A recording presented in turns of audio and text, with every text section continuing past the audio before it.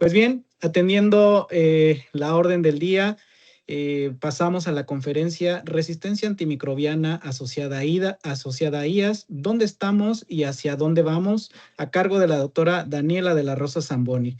Me permito presentar su semblanza curricular.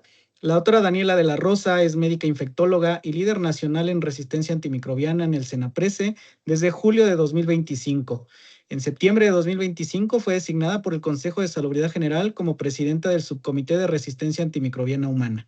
En marzo de 2026 fue nombrada punto focal de RAM en México por la OPS y la OMS.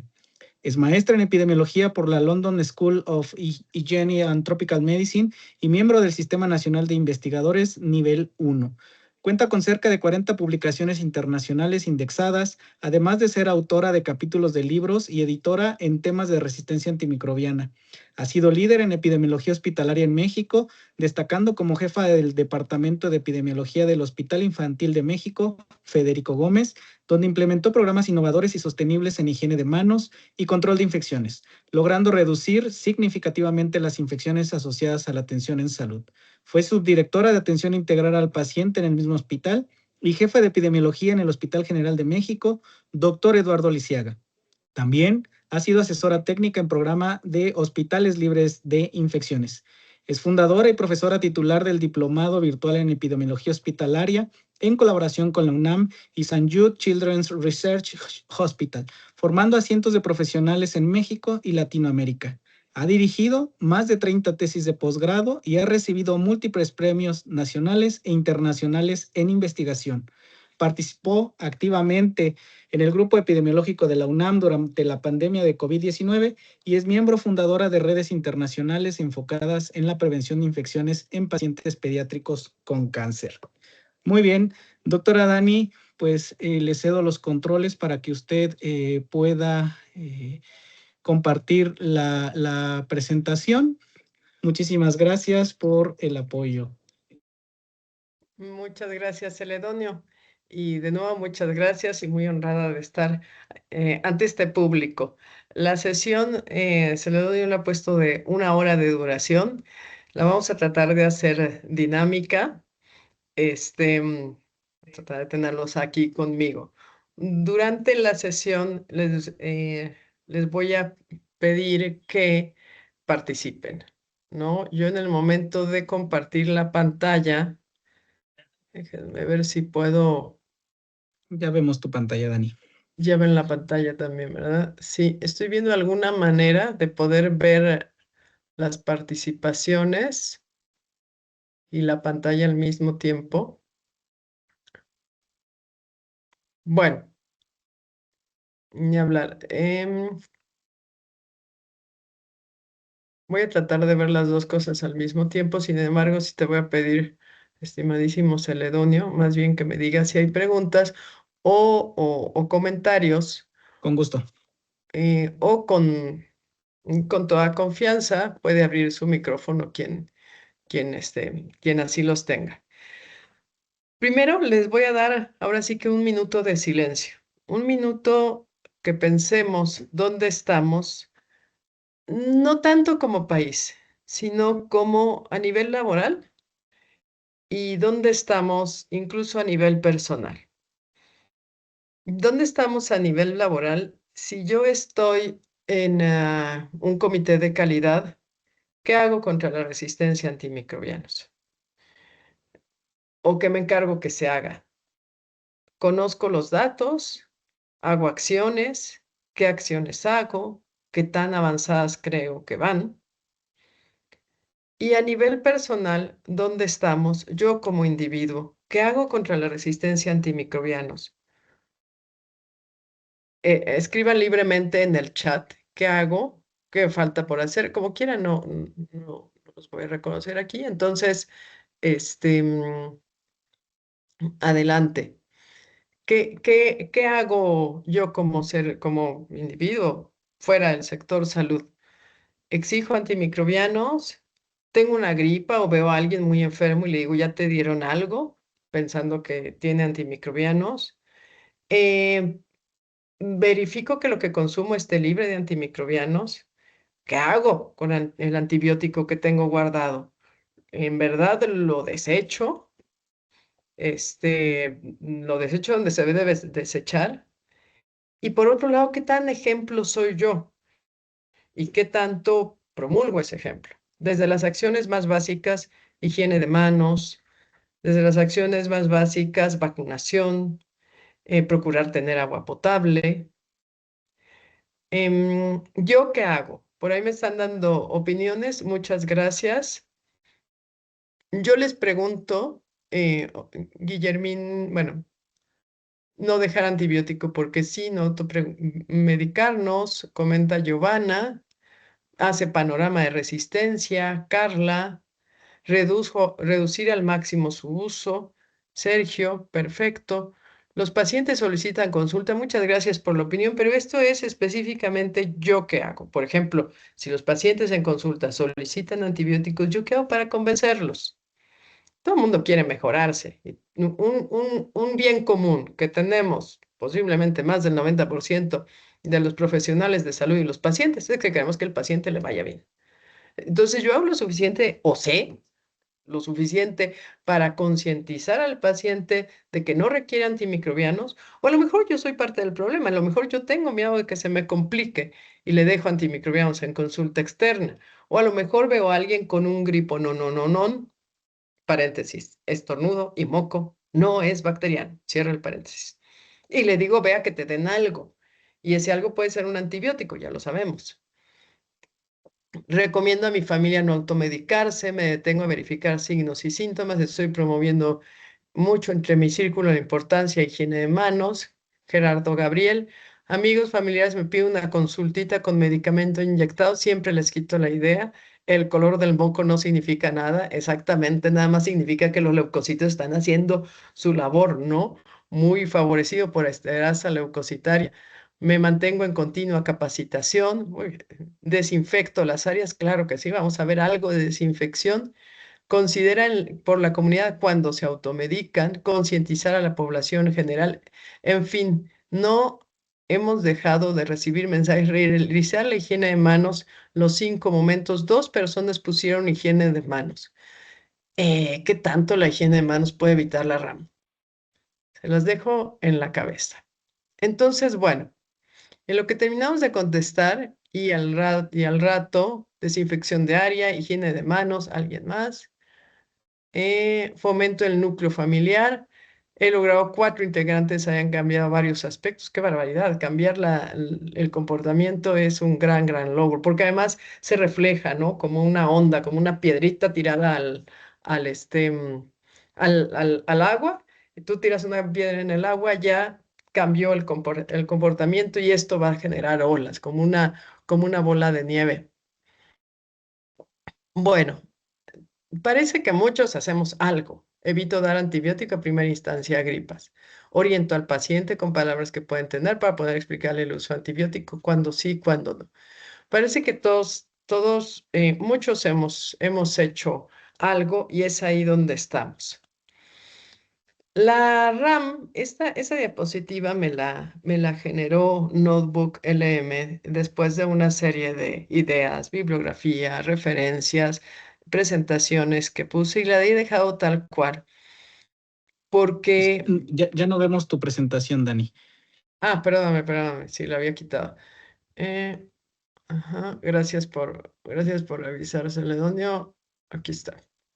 Entonces decía que esta diapositiva me la hizo Notebook LM, por cierto, excelente herramienta para hacer presentaciones, aunque usted tiene que revisarla a fondo, como siempre. Y me gustó cómo se ha dividido, porque en realidad es cierto, la RAM como que no tiene nombre, ¿no? Eh, levante la mano o dígame aquí, alguien ponga un mensaje que más no sea un punto para decir quién sabe de alguien más que le hayan dicho, es que se murió de resistencia antimicrobiana, es que se murió de RAM, y nadie me pone nada, porque sí, es muy difícil decir, es que le dio RAM. No, no, no hay un nombre. Hemos visto, escuchamos por ahí en la población general o incluso entre nosotros, sobre todo en la población general, le dio una bacteria, ¿no? Es que en el hospital entró por una causa y salió por otra, o le dio una infección bien brava, etcétera, etcétera. Entonces, al no nombrar, dicen que lo que no nombramos, lo que no ponemos nombre, no lo podemos poseer. Al no tener un nombre propio, esto ha ido creciendo y creciendo y creciendo y creciendo. Y Abel, totalmente de acuerdo, y vamos a ver algo de lo que comentas, que terminan en sepsis como diagnóstico. Cuando había COVID, no digo, no son menos importantes, hay influenza, se llama COVID, se llama diabetes, que es una epidemia, se llama cardiopatía, se llama cáncer. Hemos de buscarle algún nombre.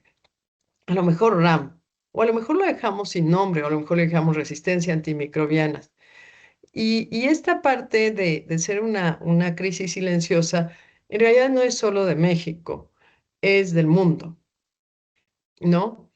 El Código Internacional de Enfermedades 10 no tiene como definición obligada poner en el diagnóstico la resistencia antimicrobiana. Sí tiene como un anexo, una cosa así que uno si quiere lo pone y además no está completo y no está muy bien definido. El CIE 11 sí.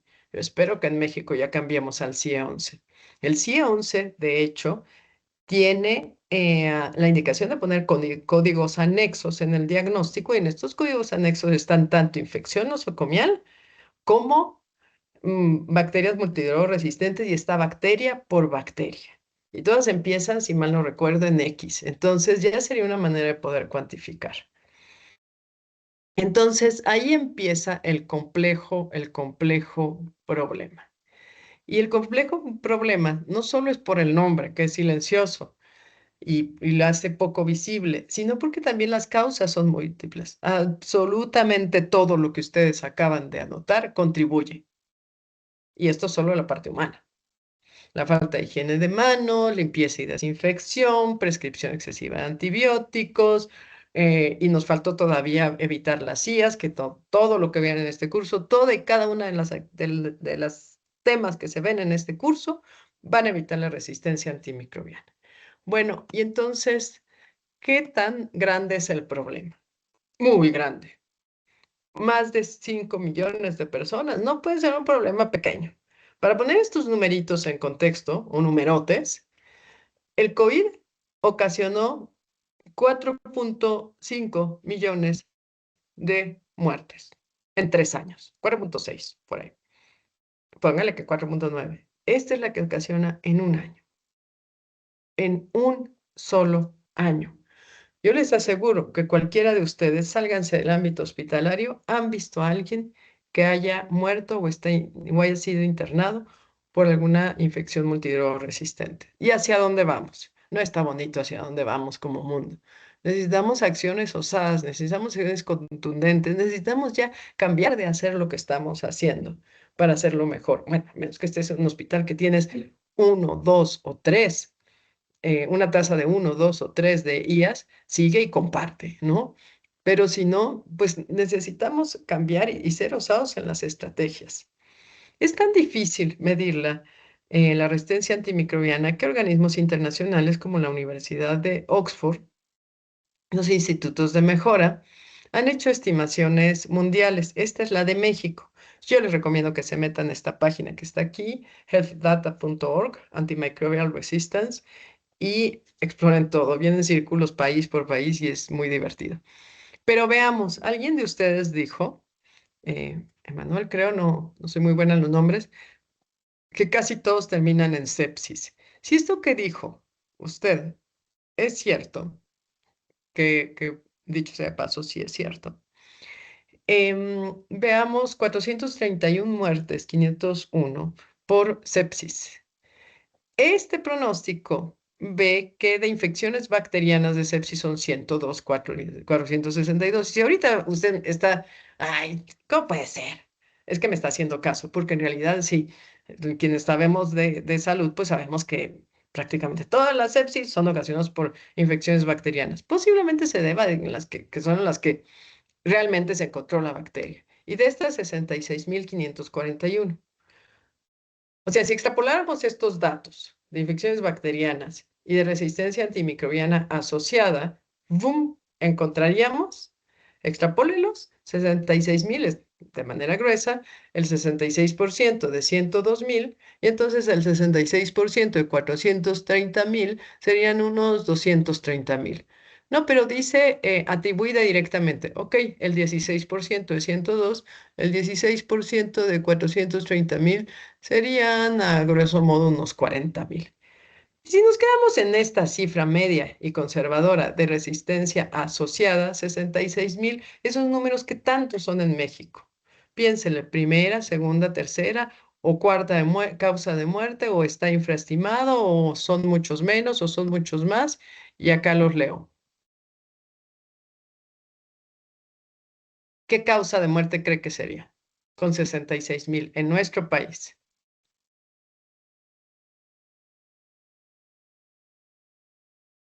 Escriban, los leo. Primera, segunda, escriban nada más un número. Quinta, 30%, ya escribió alguien.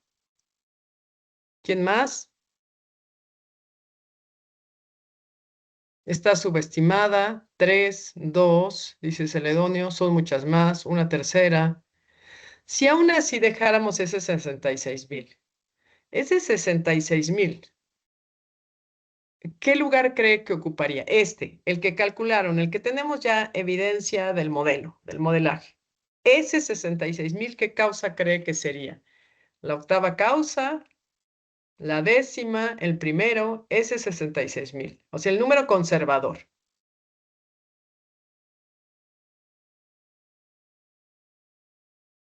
Primera, segunda, ok.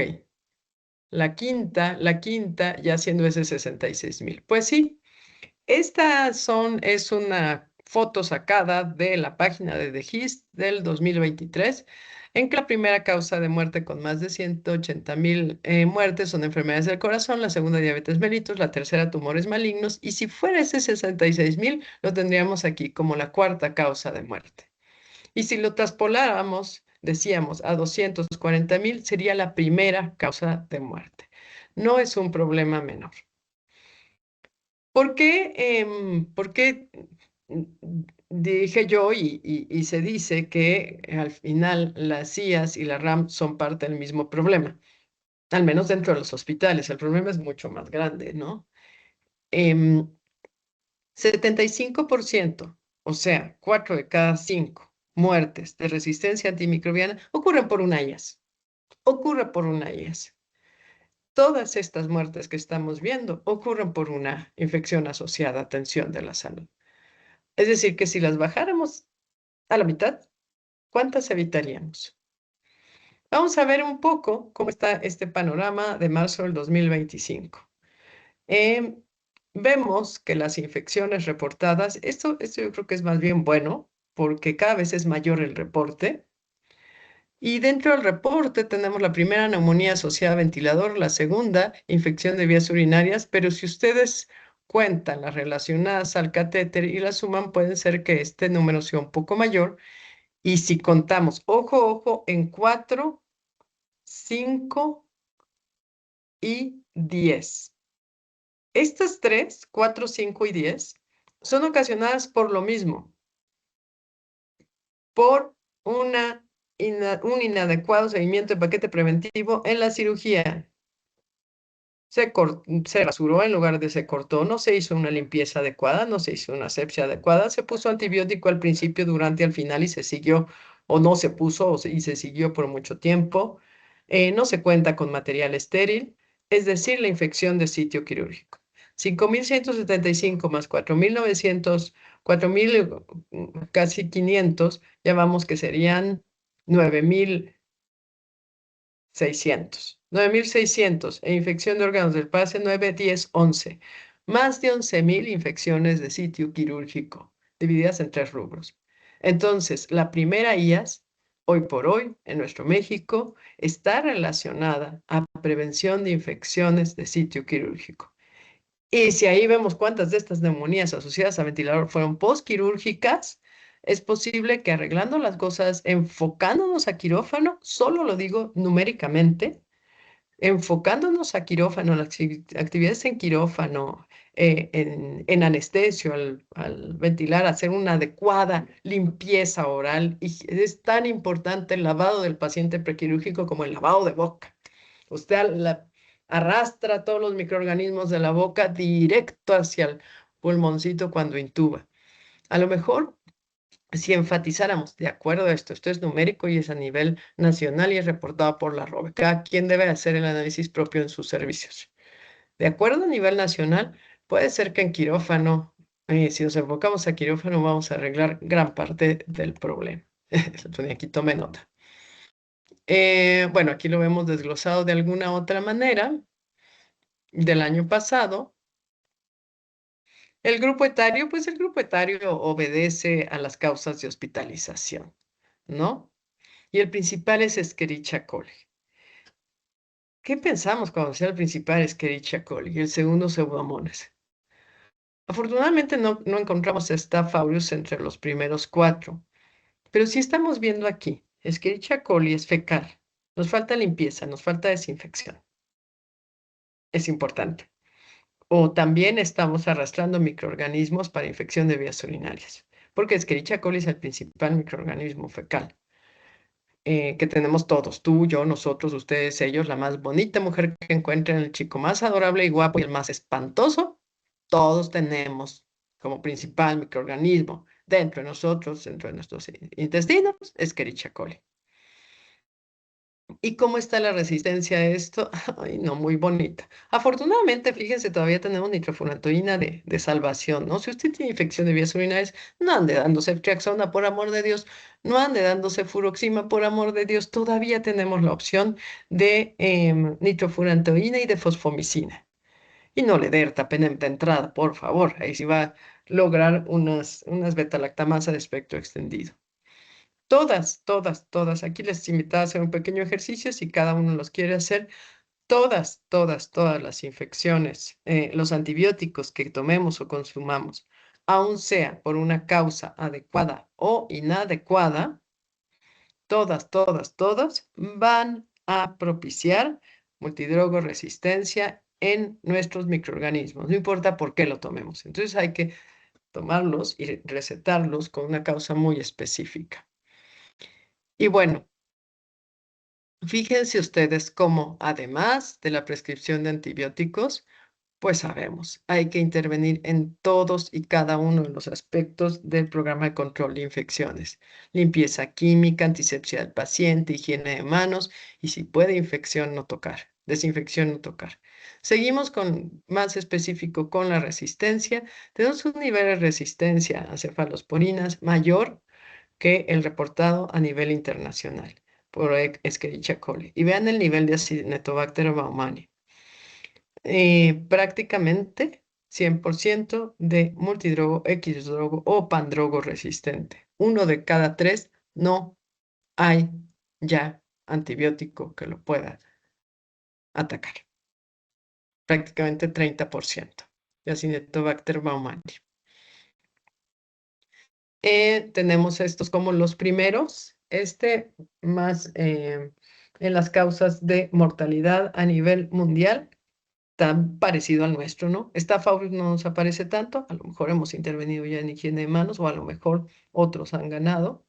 Y ahora ya con genes de resistencia, vean ya los tipos de genes más predominantes. Y desafortunadamente entre los tipos de genes predominantes están aquellos contracarbapenémicos o con coproducción.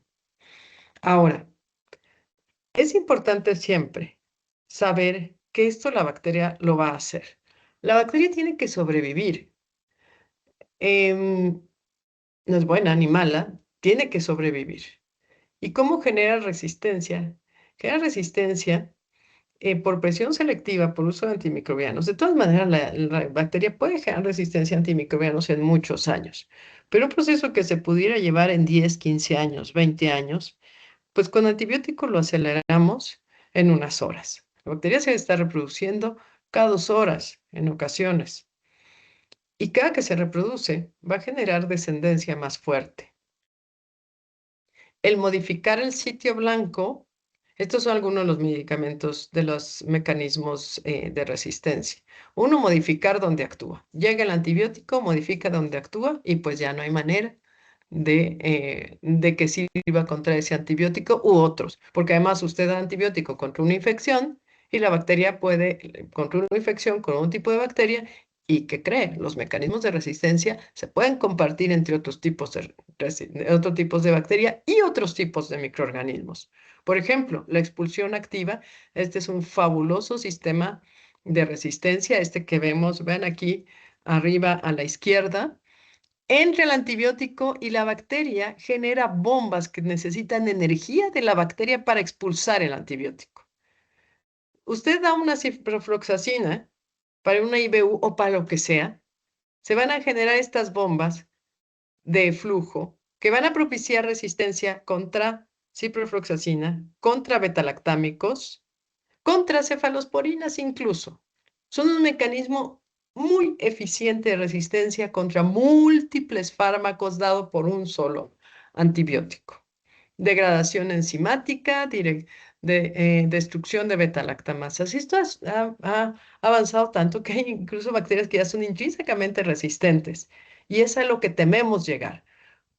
Por ejemplo, el Staph aureus al principio era era sensible a penicilina. Ahora el Staph aureus ya ni el Staph aureus, ni sus hijos, ni sus nietos, ni sus bisnietos, ni ninguna de las generaciones va a responder a penicilina. Ya se hizo intrínsecamente resistente a penicilina. Pseudomonas también. Pseudomonas no responde a cefalosporinas de tercera generación. Staph aureus, al ser el microorganismo de la piel, pues luego hizo resistencia a penicilina y ya quedó dicloxacilina o oxa resistente ahora. Decíamos que la mortalidad es muy alta y si la ponemos en el contexto de tuberculosis, viendo que alguien más habló de tuberculosis, tienen algunas cosas en común. Eh, ambos se hacen resistentes a los patógenos escape, que es solo unas iniciales para llamarlos de mejor manera. Ambos tienen la falla recurrente, casi sistemática, de tratamientos empíricos o interrumpidos. Los principios para evitar resistencia bacteriana en uno y el otro son, en resumen, los mismos. Sabemos que hay una gran cantidad de mecanismos o por qué prescribir a ciegas. No tengamos miedo de tener un antibiótico, sobre todo en consulta externa. Digo, no es lo mismo si estás hospitalizado, tienes una persona inmunocomprometida y empieza con fiebre alta, pues tienes que saber tu antibiograma para saber qué darle y cultivarla y estar al tanto para reducir el esquema, ¿no? Pero si estás en la calle, tienes fiebre un día, estás con otros compañeros, tratemos de no prescribir a ciegas. Más del 80% de las infecciones comunitarias se quitan prácticamente solas. Y veamos este interesante círculo. Hay ceguera clínica, se prescribe a la defensiva. Esto pues ocasiona falla terapéutica y finalmente se vuelve una barrera logística en la que necesitamos también diagnósticos oportunos. Es tan importante tener el antibiótico como el diagnóstico oportuno. Y esta otra diapositiva, a mí no me gusta mucho tener diapositivas alarmantes, pero es cierto. Por eso la dejé. Tiene referencia bibliográfica. En solo, en solo 24 años, para el 2050, no vamos a tener ya antibióticos para ningún tipo de infección bacteriana.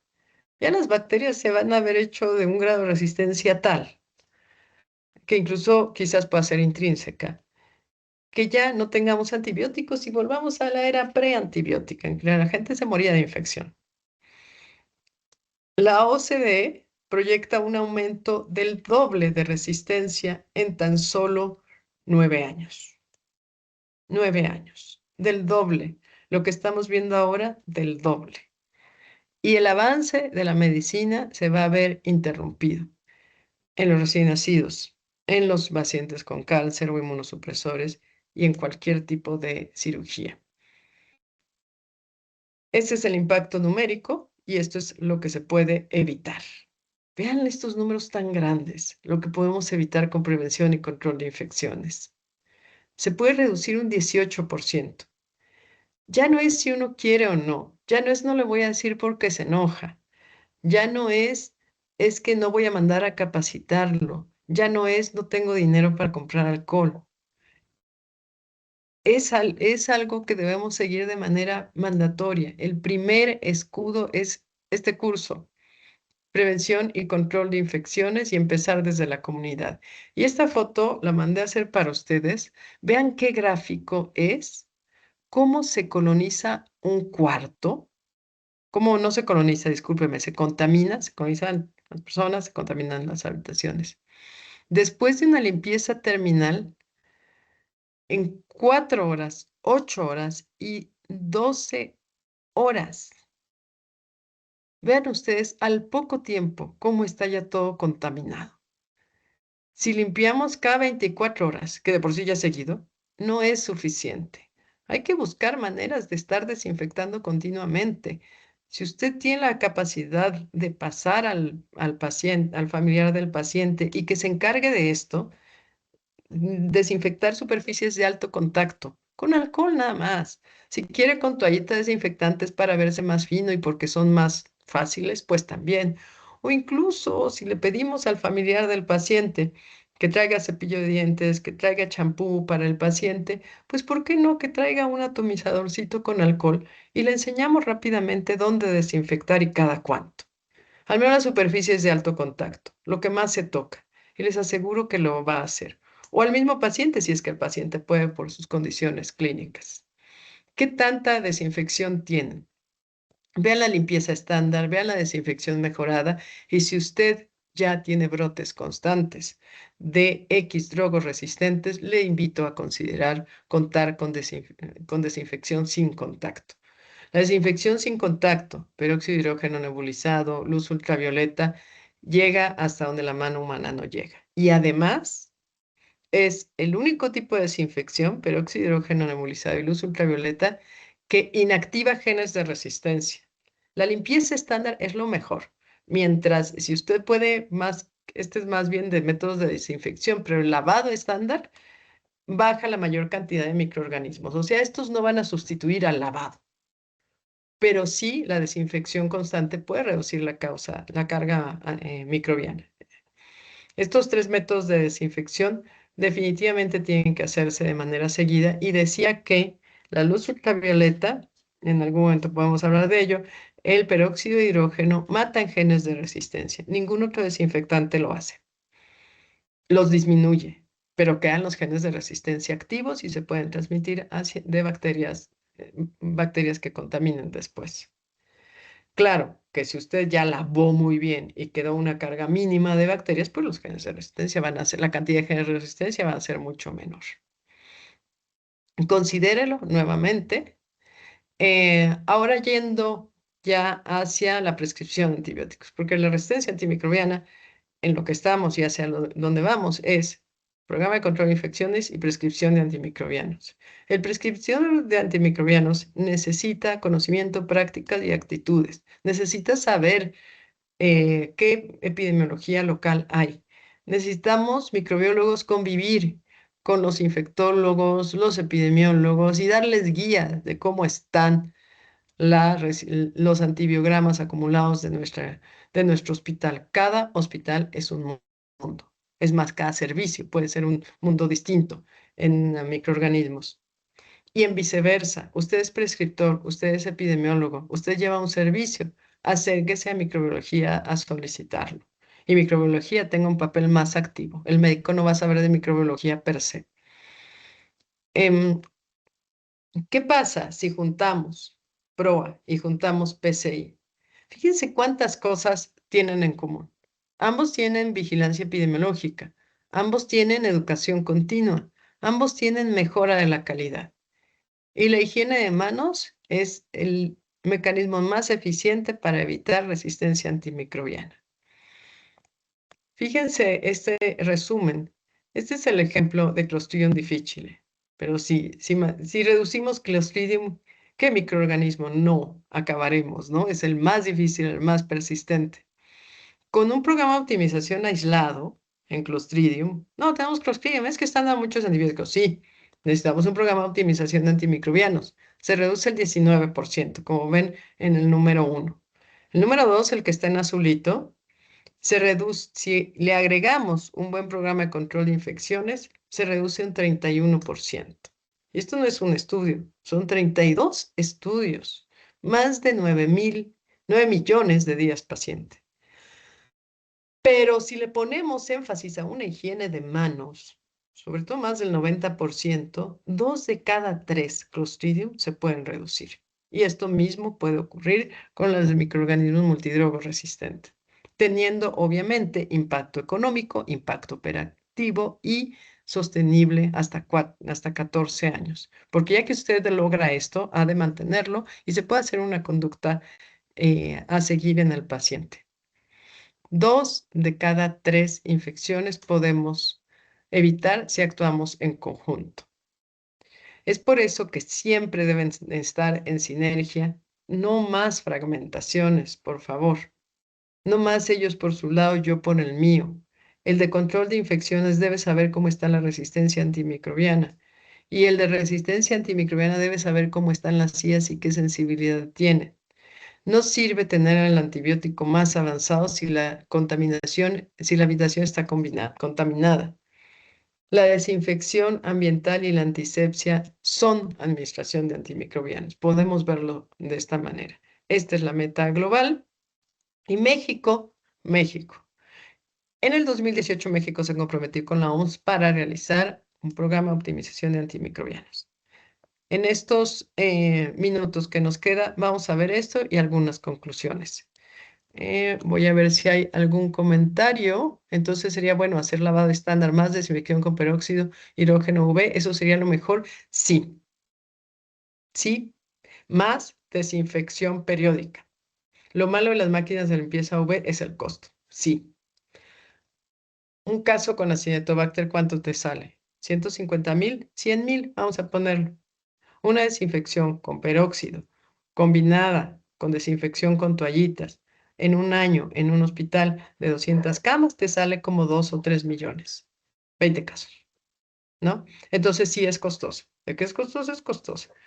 Pero de que bien implementada puede funcionar, puede sí funcionar.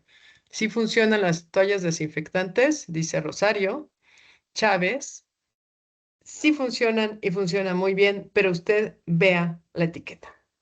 Hay de múltiples tipos. Si la etiqueta dice que el tiempo de desinfección es de 5 minutos, 5 minutos debe estar la superficie mojada. Si usted tiene clostridioides y nada más tienen sales de amonio cuaternario, o sea, diodesil dimetil dimetilamonium, esos son las sales de amonio cuaternario, y mientras el nombre sea más largo, quiere decir que es más compleja. Y si es más compleja, es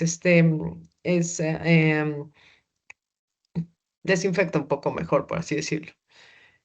Si tiene solo eso y alcohol no le va a servir para clostridioides. Para clostridioides tiene que ser con peróxido de hidrógeno. Si las toallitas de desinfección tienen nada más cloruro de benzalconio, así no le sirven. Puede usar alcohol. Las bacterias con cierta variación, al ser expuestas a un antibiótico, tienen ventajas sobre las demás que no tienen esa variación, por lo que las bacterias resistentes se van a reproducir más y dejar descendencia con esa variación que también les da ventaja. Exacto. Lo mejor es que no tengamos, desde que no tengamos la bacteria. Lo importante es abrir las posibilidades de seguimiento y trazabilidad de las empresas de limpieza. Sí. Hay de hecho una certificación del Seguro Social de limpieza. ¿Por qué no pedimos en nuestros hospitales que el personal tenga esa certificación? Y dice todo lo que debe tener. También hay que saber cómo usarla quitando exceso de materia orgánica. Claro, nunca Hilda de HCN Naranjos, Veracruz, supongo. Nunca, nunca, eso es importantísimo. Nunca la desinfección va a sustituir a la limpieza. Pues así de fácil. Usted tiene la mugre ahí, tiene una ciudad de bacterias y usted le va a echar el rayito, pues va a actuar en lo de arriba. O le va a echar el trapito con desinfectante, pues ojalá y la pueda quitar. No, primero tiene que quitar la mugre. Y la disminución de la mugre visible, eso se llama limpieza.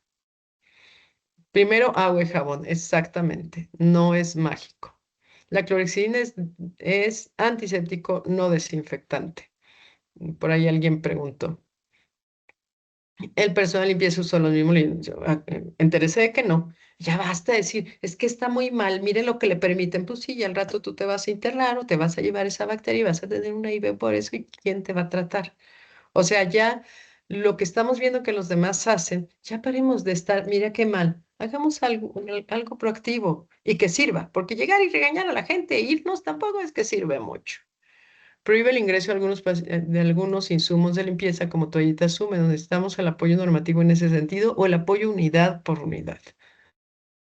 Bueno, ojo que es toallitas desinfectantes y no toallitas húmedas.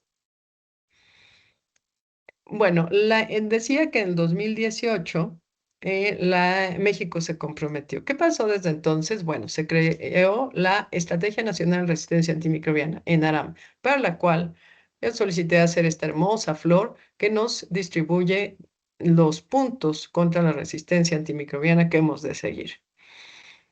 Esta estrategia quedó ahí y se hizo de seguimiento obligatorio en el 2022, cuando también se formalizaron los comités de resistencia antimicrobiana y el hecho de que cada hospital tuviera un subcomité de resistencia antimicrobiana. Los comités de resistencia antimicrobiana tienen subcomité de resistencia antimicrobiana humana, animal y ambiental. Todo esto teclea usted ahorita, mientras me está escuchando, Consejo General de Salud, Estrategia Nacional de Resistencia Antimicrobiana, CRAM, SCRAM, y lo va a encontrar a profundidad. Pero esto a su vez está basado en la Estrategia Global de Resistencia Antimicrobiana de la OPS y la Estrategia Global de Resistencia Antimicrobiana de la OMS, que a su vez se exige por un marco mundial cuatripartita, no solo la Organización Mundial de la Salud, porque esto ya trascendió la parte humana. La Organización Mundial de la Salud Ambiental, la Organización de Naciones Unidas, el Programa Ambiental y la parte de agricultura de Naciones Unidas. Entonces es tan grande el problema que ya incluso sobrepasó la Organización Mundial de la Salud. En el 2025 tuvimos algunos avances, ingresamos a GLAS finalmente en el componente antimicrobianos, se actualizó la NARAM, se actualizó la norma oficial mexicana 045 con el gran trabajo de la Dirección General de Epidemiología y el nuevo proyecto de norma ya solicita seguir lineamientos de cada parte de prevención y control de infecciones y de programa de optimización de antimicrobianos. Por cierto, el MOSEPAS, el modelo de certificación de calidad, el nuevo, ya pone como elemento indispensable contar con un programa de optimización de antimicrobianos para pasar la certificación.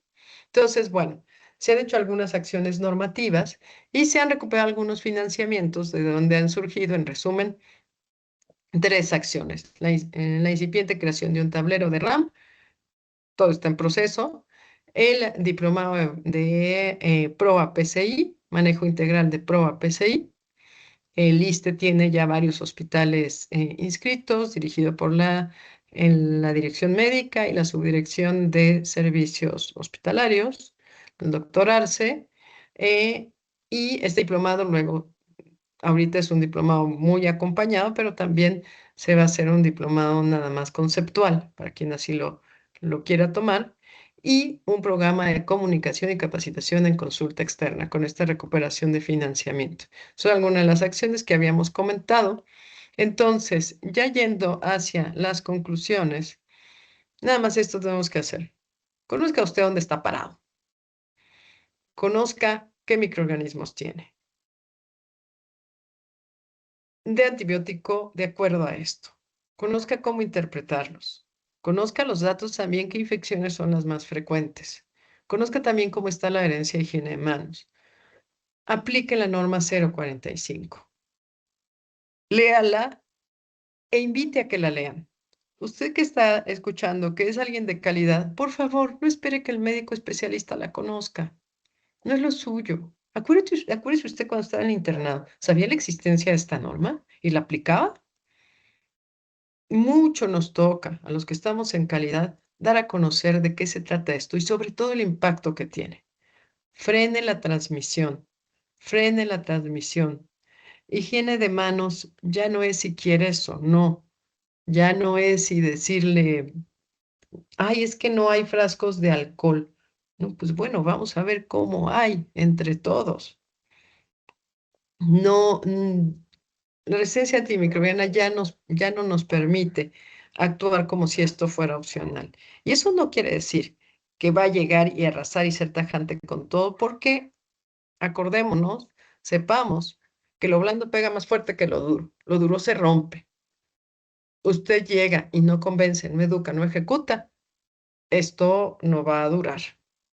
Si nada más llega y es autoritario, ¿no? Eduque al paciente y edúquese uno. Educar al paciente tiene dos objetivos. Uno, que el paciente sepa y participe, que se haga partícipe de la prevención de antimicrobianos, de prevención de infecciones, con higiene de manos, con antisépticos, dedicándose a que se lave bien la boca el paciente, desinfectando todo lo que le dé a su paciente. Y si participan, recordemos que el familiar del paciente es puede ser un trabajador no asalariado muy comprometido 24 horas, si así lo ponemos. El familiar el paciente tiene el mismo objetivo que usted, que salga pronto y salga bien. Y el otro objetivo es que cada vez que estamos educando, y si usamos datos duros, nosotros estamos aprendiendo más. Igualmente, educar al paciente cuando la prescripción de antimicrobianos no es necesaria. Son las únicas tres cositas que hay que hacer y podemos llegar hasta esta cifra, al menos. La resistencia antimicrobiana, ya concluyendo, pues es una pandemia silenciosa. Es la pandemia silenciosa de nuestra era. Yo revisaba los brotes de afectación binacional que tengo que revisar en este momento. Obviamente, en considerando la Unión Americana, obviamente está dengue, obviamente está gusano barrenador, pero de ahí en fuera, un poquito de sarampión, pero de ahí en fuera, salmonela, tuberculosis, acinetobacter, pseudomonas, ya son brotes de afectación binacional resistentes. La mayor cantidad de brotes de afectación binacional ya se asocia a resistencia antimicrobiana y de ahí a evitar infecciones asociadas a atención de la salud. La contención de la resistencia antimicrobiana obviamente necesita nuevos fármacos, pero sobre todo evitar infecciones y optimizar las armas que tenemos. La responsabilidad es de todos, pero la acción es de cada uno y de cada hospital. A ti en tu consultorio, en tu comunidad, con tu familia, todos los núcleos que puedas capacitar y educar. Muchas gracias por su atención. Estos son mis datos y estoy a la orden. Tenemos tengo entendido, como 13 minutitos, doctor Sí, Celedonio. muchas gracias, Dani. Wow, todos los datos que nos das creo que contribuye justo como decimos, con una decisión bien tomada y evitar resistencia antimicrobiana. IAS, nos damos por bien servidos en este curso. Los escuchamos, bueno, los leemos, perdón, en el chat o en su caso, pues puedan poner, por favor, preguntas para la doctora Daniela de la Rosa Zamboni. Aprovechen. Ella está bastante ocupada, pero nos dio después de muchas pláticas el espacio. Dani, muchas gracias. De verdad, Muchas no gracias, sabes. Celedonio, y gracias por todo el esfuerzo del ISSSTE. Mira, siguen preguntando acerca de las toallitas. Creo que tenemos tiempo. Sí, vamos a buen tiempo, Dani. Comentarte, en el diplomado pasado fueron más de 35,000 inscritos y Sí, quienes pues. terminaron el diplomado fueron más de 12,000, doctora Zamboni. Entonces, ahorita este es un curso avanzado, igual con aval del Consejo Nacional de Salud Pública, 10 puntos de recertificación. Entonces, Dani, estamos a la orden en colaboración con Senaprece, contigo, presidenta del Scrum H, a los demás Scrum. No sé si hay alguna pregunta para la otra Dani, los está leyendo en los comentarios. Si hay algo más, Sí, Dani, que nos quieras compartir, es el espacio. Muchas gracias. Compartirte sí, también, Dani, que dentro de los inscritos me llamó la atención que hay de Perú, hay de Colombia, hay de pues prácticamente Brasil, varios de Sudamérica, no solo México, Dani, y llamó mi atención que también tenemos a periodistas inscritos, nos sigue de cerca Hospital Sin Infecciones, entonces es un espacio abierto al diálogo justo para evitar resistencia antimicrobiana, IAS, prevención y control de infecciones. Sí, mira, aquí comenta Ana Irene, nos deja con tarea. Como dice, todos debemos poner nuestro granito de arena para hacer realidad y reducir las IAS. Se me gustó, algunas felicitaciones, muchas gracias. Un gran grado de compromiso. Urge dar la importancia a vigilancia epidemiológica en los hospitales. Hay unidades que solo tienen un epidemiólogo y se hace cargo incluso de vacunas. Piden los datos, otra vez, cómo se puede abordar la falta de insumos por parte de los jefes de servicio. Yo te diría, la respuesta la tienes después de ti, HGZMF4, René del Pilar Nolasco, concientizar a los directivos. Primero, concientizarlos con datos. Ustedes ya están en este tema, todos los que me están, me están escuchando ya están en este tema y aún así hubo datos nuevos aquí, ¿no? Entonces, ¿qué Así más, qué es. podemos esperar de alguien que no está en este tema? Y alguien preguntó de la clorexidina. Gracias por las felicitaciones a todos. Tienes muchos fans, Dani. Qué barbaridad, oye, ya voy a poner mi canal. ¿Qué Ya opinarías si pongo mi canal? hay que abrir tu canal, Dani. Ya, ¿Ponemos el bueno, canal Celedonio tú y yo? sí, claro. Creo que, mira, a lo largo del curso hemos visto una muy buena respuesta de todas las instituciones, Dani. Me siento halagado que por fin pudimos llegar. Hay dos personas inscritas de la Secretaría de Defensa Nacional y una doctora de Marina. Entonces, no habíamos llegado hasta allá. Por supuesto, IMSS Bienestar, ISSSTE. Ahí tenemos los datos de Dani. Muchas gracias. Dani lo sigue leyendo en los comentarios. Todavía tenemos Sí, tiempo. Aprovechen, insisto, que la tienen ahorita. Es sí. difícil encontrar a Dani. Alguien, no, no tanto, no tanto. Este, em, bueno, alguien preguntó de la clorexidina, la quería encontrar, pero recuerdo que decía la clorexidina sirve. Este, la clorexidina es un antiséptico. Usted la puede usar de desinfectante, pero en realidad está gastando muchas balas para desinfectar superficies, porque está hecho para ser amable con la piel y para actuar en superficies vivas. Para las superficies inertes, cloro bien diluido, alcohol, peróxido de hidrógeno, sales de amonio cuaternario, pero siempre de tercera, cuarta, quinta generación y combinadas con alcohol. La clorexidina es un antiséptico que tiene algunas peculiaridades. Uno, tiene cosas muy ventajosas. Uno, es de los pocos, aunque la iodopovidona también, que tienen acción residual. Dos, no el alcohol, no la iodopovidona, no las sales de amonio cuaternario, pero sí la clorexidina dependen de concentración. Cuando usted tiene clorexidina, usted agarra el paquete y ve a qué concentración está. Si la concentración es de 0,12 o menos, el efecto es igual que un detergente, aunque sea clorexidina. Porque a concentraciones bajas, lo único que hace es pegarse a la bacteria. Como un jabón, se pega y la quita. Entonces, estas concentraciones 0,12, 0,5, menos de 0,5 suelen venderse en detergente, ¿no?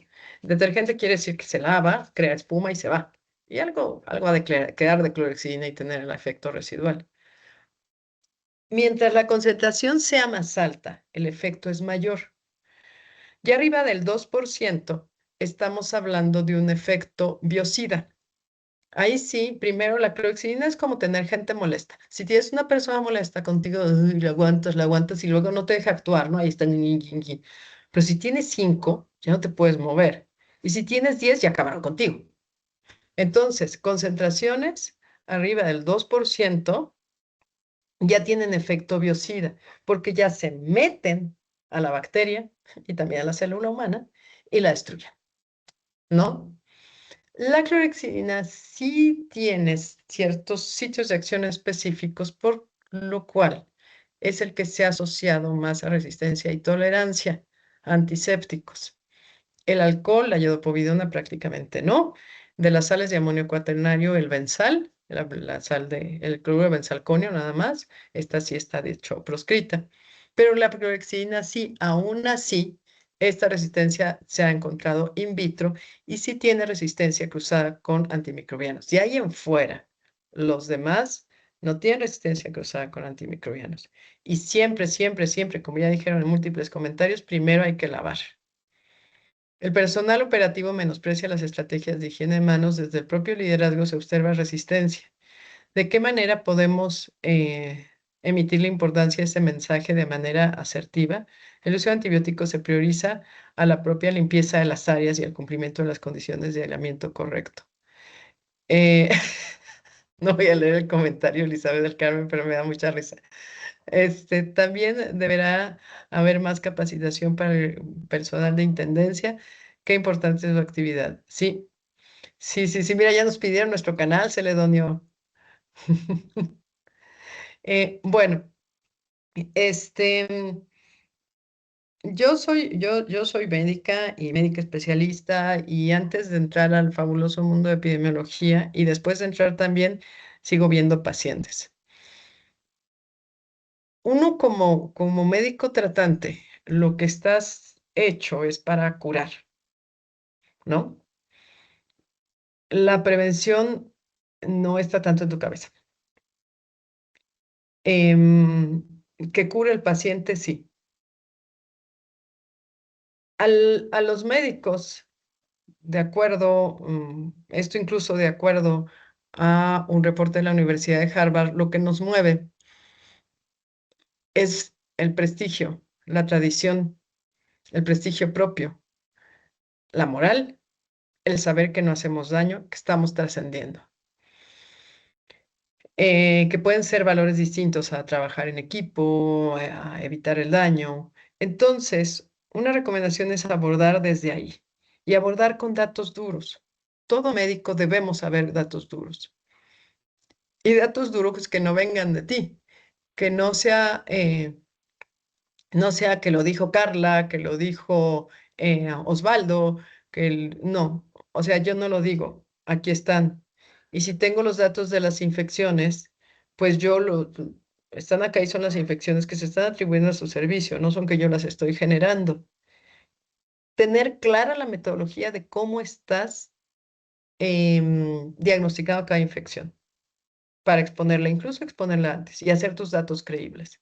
Entonces, tener datos duros del beneficio internacional, nacional, y si tú ya lo has visto en tu unidad, o sea, si ya puedes correlacionar, por ejemplo, adherencia a paquetes preventivos con disminución de bacteriemia y mostrárselos en una gráfica, eso es sumamente útil. Una gráfica habla más que 1000 palabras. Si puedes correlacionar, ya llevas años con un programa de higiene de manos y lo estás midiendo, y tú te acuerdas que cuando empezaste hace 3 años, 4 años, 5 años, estaba en 30% la herencia y bueno, ya está en 50, empieza, es una gráfica en que mes por mes ponga la herencia de higiene de manos y las tasas de ellas, ¿no? Al menos de todas las sillas. Y si quieres, luego quita las de infección de sitio quirúrgico, porque estas, aunque se laven muy bien las manos afuera, a lo mejor no tiene mucho impacto en el mismo quirófano. Si quieres, quita la de neumonía asociada a ventilador, porque ya son factores propios del ventilador, y ve con las demás qué pasa, cómo se mueven. Si los dos datos los estás tomando bien, después de algunos años, tarde o temprano, se van a correlacionar. Entonces, yo diría, investigando qué le importa al tomador de decisiones, y si es difícil investigar qué le importa, ahora sí, atácalo por todos los frentes. Como el VIH, lo tienes que atacar por 4 mecanismos o más si no hace resistencia. ¿Por qué frentes? Por el frente del prestigio del hospital, por el frente de el costo, por el frente de la moral, por el frente de la tradición, por el frente de la resistencia, por el frente de la letalidad. Mientras más sillas tengas, el indicador de muerte se te va a ir para arriba. Y la otra con datos duros de organismos internacionales y nacionales confiables. Y por último, si ya tienes datos de tu hospital y puedes correlacionarlos, muéstraselos. Mire, aquí hemos encontrado esto y muéstraselos a todos. Otra cosa es, tú puedes empezar de abajo para arriba o de arriba para abajo. Si empiezas de abajo para arriba, con el personal operativo, residentes, internos, personal, y ellos pueden concientizar hacia arriba hasta que llegue a la parte de arriba. Eso es una manera y es bueno. Otra manera es que empieces de arriba para abajo. Y lo que sí es que mientras no tengas asegurado que va a haber recursos, mejor no continúes. Si dices, puta, no, pues ya demasiado tarde porque ya empecé y los recursos no hay, haz correlaciones. Aquí empezó a haber más infecciones porque faltó esto y esto y esto y esto. No es lo único. Siempre tiene que decir uno, no es lo único, porque sí, nunca es lo único. Es una verdad absoluta. En general, en prevención de infecciones nada es lo único. No es lo único, sin embargo, sí contribuyó, ¿no? Em, con datos, presentación de datos, mucha paciencia y mucha resiliencia. No esperen que los médicos sepan. Yo tengo una experiencia muy chistosa de buenos, súper especialistas de quirófano que hace algunos años, pero gente que operaba a nivel nacional y con prestigio a nivel internacional, me dijeron, es que si hay polvo en el quirófano es polvo estéril. Imagínense, imagínense. Y no, eso no le quita el prestigio médico al médico, sino, se los digo como para ver que el grado de sapiencia en la especialidad no siempre va ligado al grado de sapiencia en las bases y en la prevención. Muchas veces están desligados y hay que demostrar. De hecho, cuando quitamos el polvo de quirófano y los pacientes se dejaron de complicar, año y medio después seguía diciendo que por qué quitamos las cosas del quirófano y tuve que hacerle evidente, pero tus pacientes ya no se complicaron. ¿Cuándo has tenido una complicación más de las que tenías antes de que quitáramos el polvo? Se quedó pensando y se convenció, ¿no? Entonces, esas son algunas de mis recomendaciones. Tengo por ahí, se le doy una plática que dice cómo convencer al médico de una revisión bibliográfica y una revisión también de algunas experiencias. Y bueno, es un punto en México y en el mundo. Dani, pues muchísimas gracias por tu tiempo. Me siento honrado de que nos hayas venido a hablar pues acerca de resistencia antimicrobiana. En general, en los comentarios, muchas felicitaciones, tienes muchos fans. Están 945 personas conectadas, te escucharon. Siempre